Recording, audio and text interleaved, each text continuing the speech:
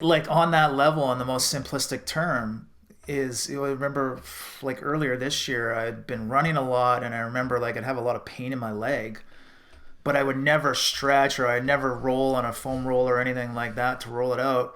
And then my roommate was talking to me, and she was talking about like, yeah, like, you actually like got to dig into the pain to get better. And I was just like, God, that's just such a simile for like me and life in general, like Life not in wanting, general.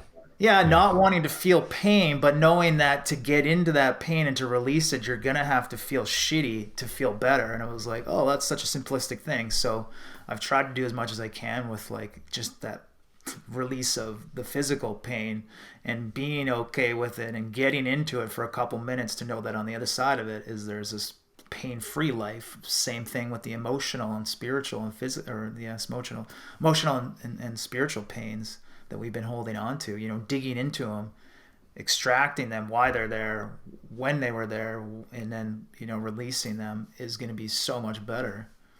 I can relate to that a lot because I thought, for example, with my nagging low self worth issues, like not feeling very good about myself, that was like causing a lot of the behaviors I didn't like.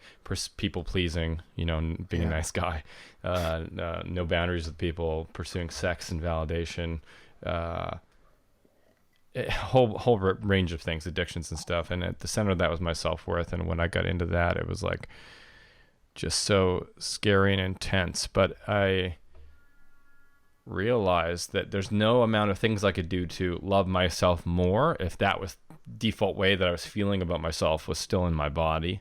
Mm-hmm. And so I tried for almost a decade to like love up on myself, like do affirmations or read this books or write it down or have things on my wall that show how much I love myself and how great my life is. Do a list of all the things I'd be proud of. And it never worked, And it wasn't until I went the opposite route and said, maybe what if I go and hang out with this feeling I have in my gut that's like not very happy with myself? What what if I do that? And then that then applied to the moment to moment situations. Hey, I feel like pulling up porn right now. What if I just go step away and sit with those feelings instead?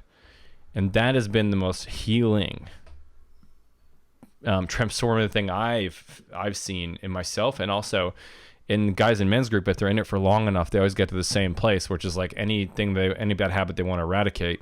It's like the answer is always just step away and feel into those feelings and like become your own parent and like comfort those feelings.